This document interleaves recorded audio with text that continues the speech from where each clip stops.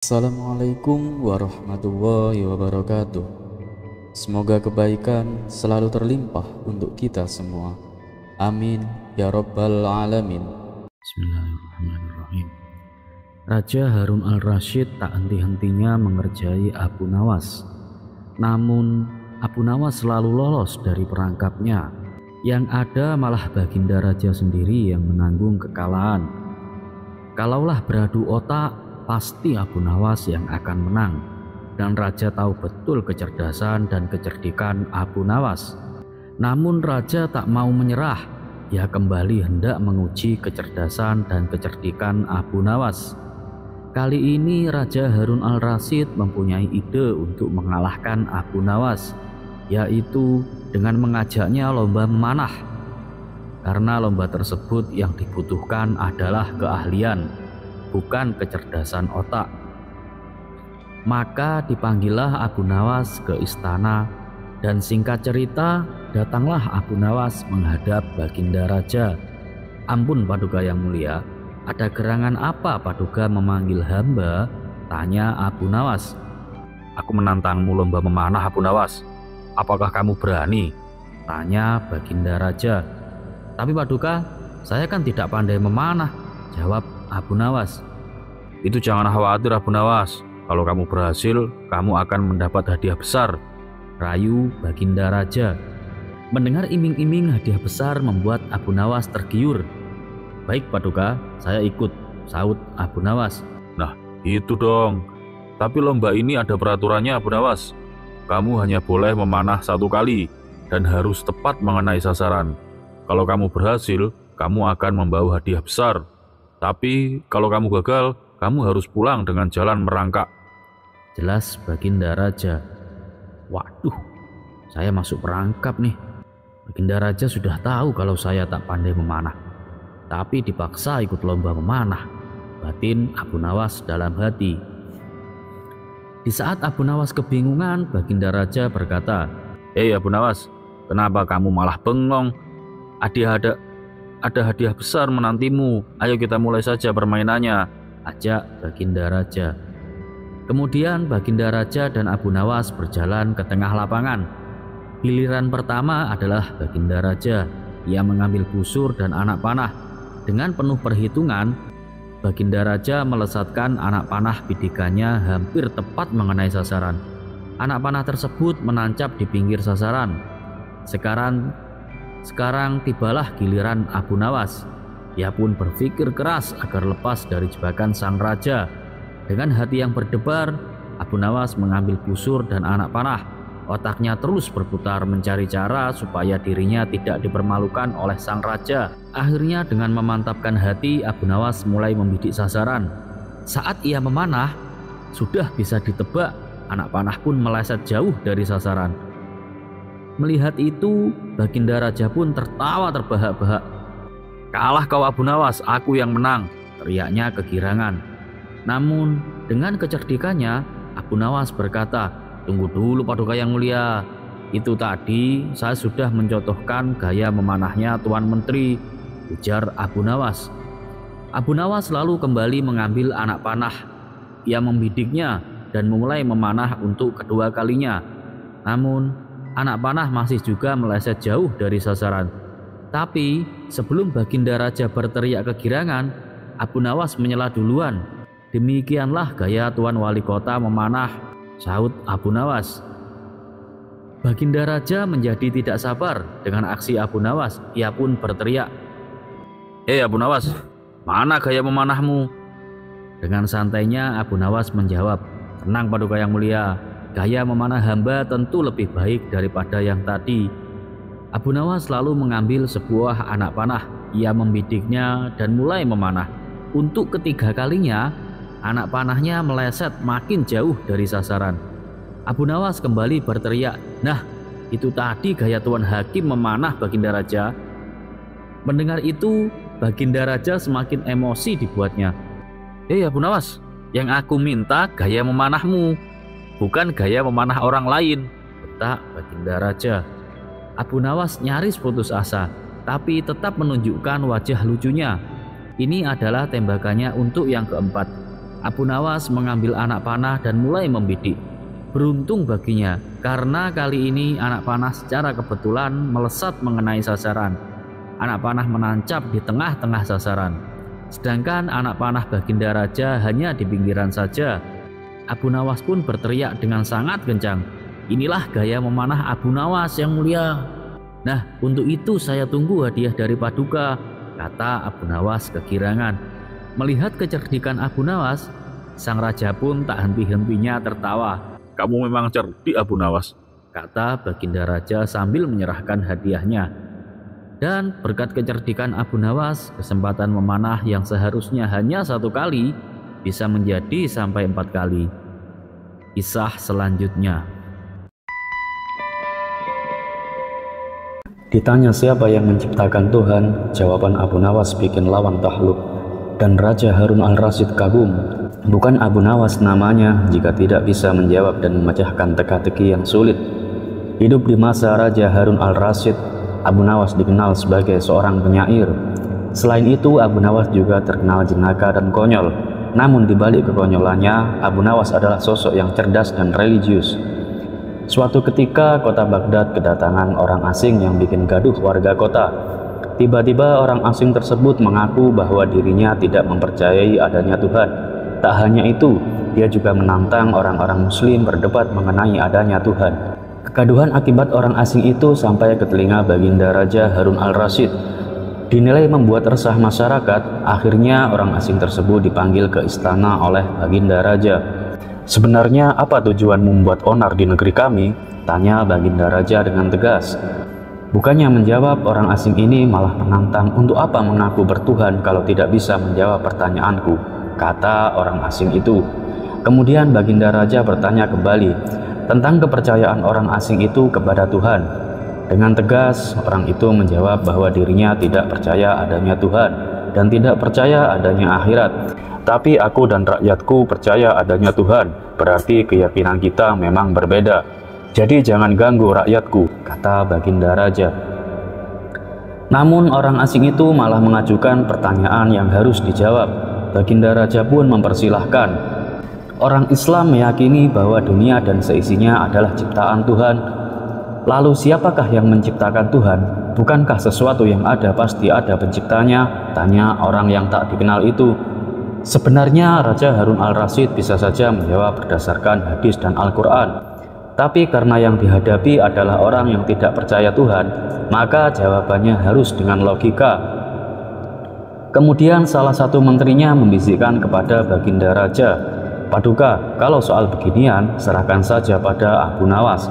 Dia pasti bisa mematahkan argumen orang itu, Paduka," kata sang menteri. Raja pun menyetujui usulan menterinya. Maka dipanggillah Abu Nawas ke istana. Singkat cerita, Abu Nawas pun datang menghadap Baginda Raja. Ia lalu dipersilahkan duduk di sampingnya. "Ada apa, Paduka? Kenapa tiba-tiba Paduka memanggil hamba?" tanya Abu Nawas. "Begini Abu Nawas, orang asing ini tidak percaya adanya Tuhan dan dia mengajukan pertanyaan. Tapi jawabannya harus masuk akal," ujar Baginda Raja. Kemudian Abu Nawas menatap orang asing tersebut. "Oh, ini orangnya yang bikin geger kota Baghdad," gumam Abu Nawas dalam hati. Abu Nawas kemudian menghampiri orang asing itu dan duduk tepat di hadapannya. "Silahkan, apa yang ingin kau tanyakan?" kata Abu Nawas. Dengan penuh kesombongan, orang asing tersebut memulai pertanyaannya. "Anda kan sebagai orang muslim, tentu percaya bahwa segala sesuatu baik yang terlihat maupun tak terlihat pasti ada penciptanya," kata orang asing itu. "Tentu saja saya percaya," jawab Abu Nawas. "Sekarang saya mau bertanya, siapakah yang menciptakan alam semesta dan seisinya?" tanya orang asing tersebut. "Yang menciptakan alam semesta dan seisinya adalah Allah, Tuhan saya," jawab Abu Nawas. "Oh, baiklah, lalu siapakah yang menciptakan Allah? Bukankah tadi Anda mengakui bahwa segala sesuatu baik yang terlihat maupun tidak terlihat pasti ada yang menciptakan?" kata orang asing itu. Mendengar pertanyaan itu, Abu Nawas terdiam. Ia pun lalu berkata, "Anda juga pasti tahu kalau kami selaku orang Islam mengakui hanya ada satu Tuhan.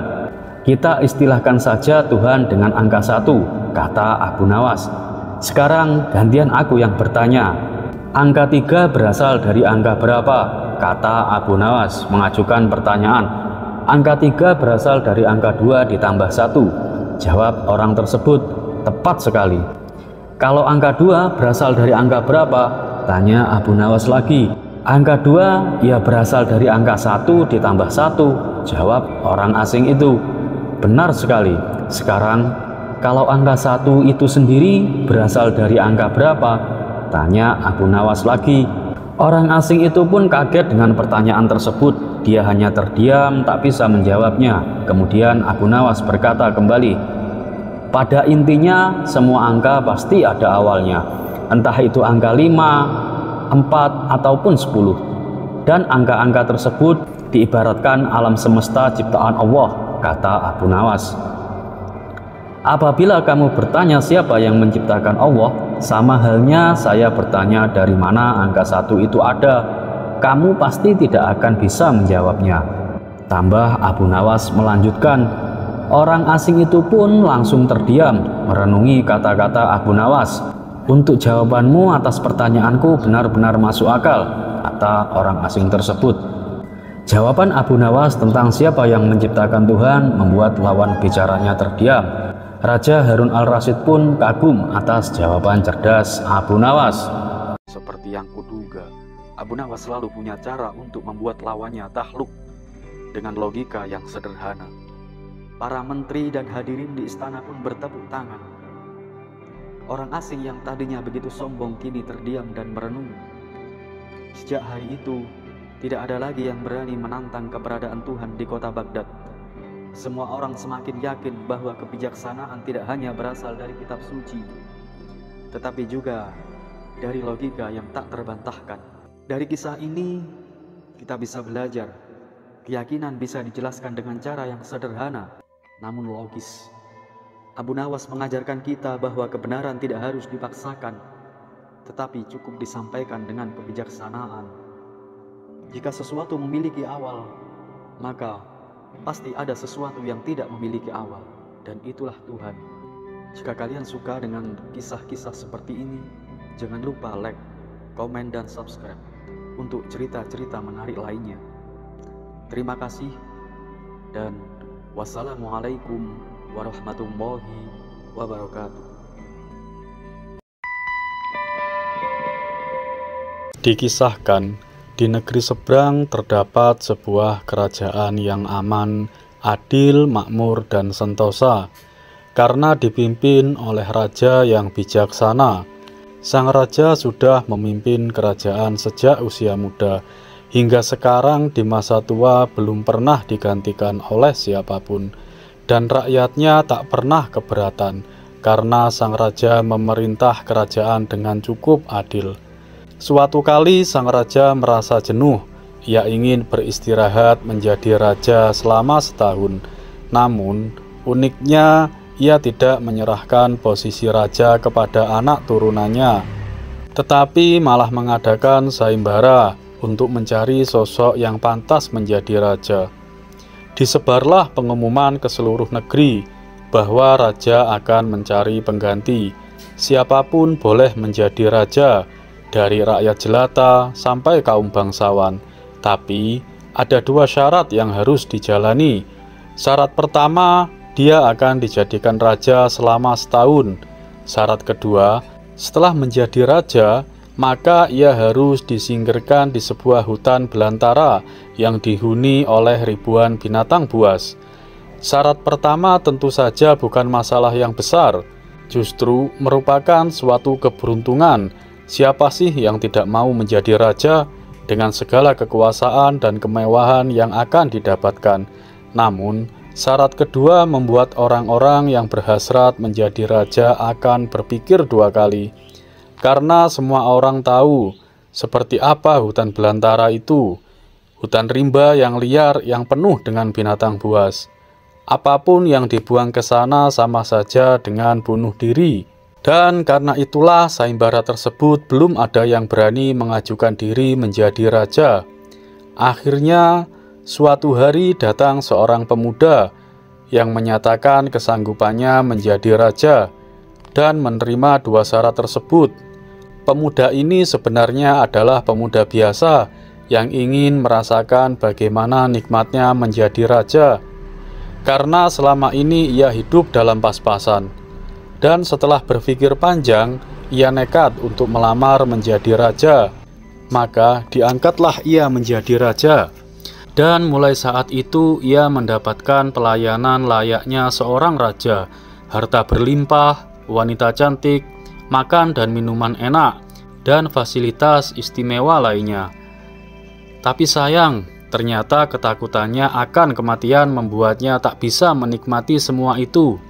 3 bulan pertama, dia mulai gelisah karena umurnya tinggal 9 bulan lagi. 3 bulan kedua, ia makin tak tenang.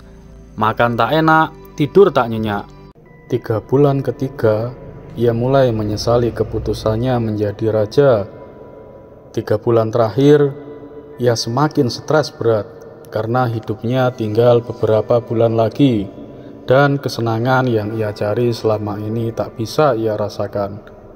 Dan ketika masa jabatannya berakhir, lalu dibuanglah dia ke hutan belantara.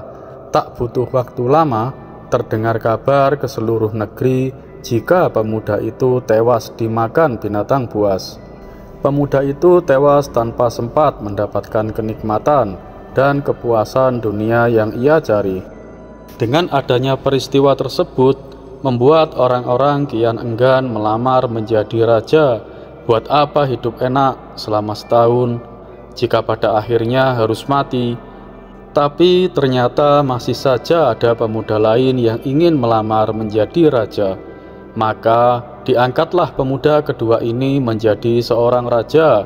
3 bulan pertama menjadi raja, ia puas-puaskan berpesta karena ia sadar hidupnya tak akan lama lagi. 3 bulan kedua dan berikutnya, hari-harinya ia habiskan dengan foya-foya dan berpesta pora. Bulan berganti bulan, pesta semakin menggila. Ia sudah tak peduli lagi pada apapun. Ia hanya ingin bersenang-senang sebelum mati. Setelah jabatannya sebagai raja berakhir, lalu ia dibuang ke hutan belantara. Tidak berapa lama, terdengar kabar bahwa dia tewas diterkam singa. Tubuhnya dicabik-cabik dan jadi rebutan makanan para singa. Pemuda kedua ini masih mending daripada pemuda yang pertama. Setidaknya ia mendapatkan kenikmatan dan kepuasan dunia sebelum dia mati. 2 pemuda yang tewas ini membuat banyak orang melupakan mimpinya menjadi raja. Mereka masih penasaran apakah masih ada orang yang cukup bodoh untuk melamar menjadi raja. Dan suatu hari Abu Nawas melancong ke negeri tersebut. Tujuannya adalah menemui sahabat lamanya yang kebetulan merupakan penduduk negeri itu. Sesampainya di sana, dengan penuh kehangatan Abu Nawas pun disambutnya. Mereka berdua saling melepas kangen satu sama lain. Di sela-sela obrolannya, Abu Nawas merasa iba dengan kondisi sahabatnya itu. Ia kini hidup miskin, tinggal di gubuk kecil reot, hanya seorang diri. Ngomong-ngomong, mana istrimu? Tanya Abu Nawas. Semenjak aku jatuh miskin, ia pergi meninggalkanku, Abu Nawas, jawab sahabatnya. Ya sudah, yang sabar ya. Yang penting kamu jangan tinggalkan sholat, dan jangan lupa berdoa kepada Allah agar Allah membukakan pintu rizki untukmu, tutur Abu Nawas. Alhamdulillah, aku tidak pernah meninggalkan sholat. Bahkan aku sekarang rajin berpuasa sunnah, balas sahabatnya. Oh iya, ngomong-ngomong, mana nih makanannya? Dari tadi kenapa belum keluar? Celetuk Abu Nawas. Maaf Abu Nawas, aku sudah tidak punya apa-apa. Aku sendiri kadang sehari makan, kadang sehari tidak, ujar sahabatnya. Mendengar hal itu membuat hati Abu Nawas semakin terenyuh. Kenapa tidak mencari kerja? Upahnya kan lumayan, bisa untuk membeli makan, tanya Abu Nawas. Setiap hari aku sudah keluar untuk mencari pekerjaan, tapi belum juga aku dapatkan. Ya mungkin belum rezekiku, jawab sahabatnya,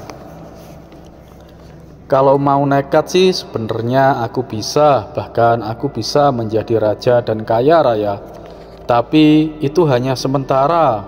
Setelah itu aku akan mati diterkam binatang buas di hutan belantara," kata sahabatnya melanjutkan. "Menjadi raja? Apa maksudmu?" tanya Abu Nawas heran. Kemudian sahabatnya itu memberitahu tentang sayembara yang diadakan rajanya. Mendengar sayembara tersebut, Abu Nawas terdiam sejenak. Tiba-tiba terlintas di benak Abu Nawas sebuah ide yang cemerlang. "Kamu ingin hidup kaya? Aku akan membantumu sekarang juga. Antarkan aku ke hadapan rajamu. Aku mau mendaftar menjadi raja," ucap Abu Nawas. "Kamu sudah gila ya? Jangan Abu Nawas. Itu sama saja bunuh diri," cegah sahabatnya. "Sudahlah, turuti saja perkataanku," timpal Abu Nawas. Maka diantarlah Abu Nawas ke istana untuk menemui sang raja. "Ada perlu apa kalian datang kemari?" tanya sang raja. "Maaf Tuan Raja, saya Abu Nawas dari negeri seberang, ingin mendaftar menjadi raja. Itu pun kalau Tuan Raja mengizinkan," ucap Abu Nawas. "Oh, tentu saja boleh. Siapapun dipersilahkan menjadi raja. Tapi ada 2 syarat yang harus dijalani," ujar sang raja. "Saya siap Paduka Yang Mulia, tapi saya minta satu permintaan. Izinkan sahabatku ini menjadi pengawal pribadiku," kata Abu Nawas sambil menunjuk sahabatnya yang berdiri di sampingnya. "Oh, silahkan saja. Saat kamu menjadi raja setahun, kamu berhak atas segala sesuatunya, termasuk mengatur semua prajurit beserta para menterinya. Tapi ketika masamu menjadi raja berakhir, sahabatmu juga harus ikut kamu dibuang ke hutan belantara," timpal sang raja. Sahabat Abu Nawas ini kaget dan sempat menolak dijadikan pengawal pribadinya. Namun akhirnya Abu Nawas berhasil membujuknya. Mendengar ada yang melamar menjadi raja lagi membuat masyarakat penasaran. Sebagian menertawakan kebodohan tersebut, sementara yang lain merasa iba dan kasihan. Abu Nawas pun akhirnya diangkat menjadi raja, dan ia diberi segala kemewahan dan kemudahan serta fasilitas layaknya seorang raja. Ternyata berbeda dengan 2 pemuda sebelumnya. Abu Nawas tidak berpesta pora dan foya-foya, namun ia membuat beberapa tindakan selama ia menjadi raja. 3 bulan pertama, Abu Nawas memerintahkan ribuan prajurit untuk membabat habis hutan belantara dan memindahkan semua binatangnya ke tempat lain. Sebagai raja, tentu perintahnya harus dipatuhi. Setelah 3 bulan berlalu, hutan belantara tempat ia akan dibuang kini menjadi tanah kosong yang siap huni. 3 bulan kedua, Abu Nawas memerintahkan para arsitek membuat istana megah untuk dirinya. Tentunya dengan uang kerajaan yang ia kuasai, Abu Nawas bisa membangun apa saja, termasuk membangun istana di tanah yang dulunya adalah hutan belantara. Maka dalam jangka waktu 3 bulan, berdirilah istana megah dan kokoh. 3 bulan ketiga, Abu Nawas memerintahkan para prajurit membawa harta dan perabotan, dikirim ke istana yang baru saja ia bangun. 3 bulan terakhir, Abu Nawas menawarkan kepada masyarakat siapa saja yang mau pindah di wilayah istananya akan dibuatkan rumah dan diberi modal uang untuk berdagang. Kesempatan tersebut tidak disia-siakan warga. Ratusan warga mendaftar diri untuk pindah di sekitaran istana Abu Nawas. Selama 3 bulan terakhir, tempat yang tadinya hutan belantara kini berubah menjadi pemukiman penduduk. Bahkan di sana Abu Nawas mempunyai istana dipenuhi harta dan kekayaan. Akhirnya Habislah masa jabatan Abu Nawas sebagai raja, dan sesuai perjanjian, Abu Nawas dan sahabatnya dibuang ke hutan belantara yang kini kebetulan sudah menjadi pemukiman penduduk. Sesampainya di sana, Abu Nawas dan sahabatnya memasuki istana barunya. Ini semua untukmu, kamu sekarang sudah menjadi orang kaya. Tapi jangan lupa untuk bersedekah, tutur Abu Nawas. Sahabatnya itu terkejut bukan main. Ia langsung merangkul Abu Nawas dan mengucapkan terima kasih. Akhirnya Abu Nawas pun pamit pulang kembali ke kampung halamannya. Dan seperti biasa, wassalamualaikum warahmatullahi wabarakatuh.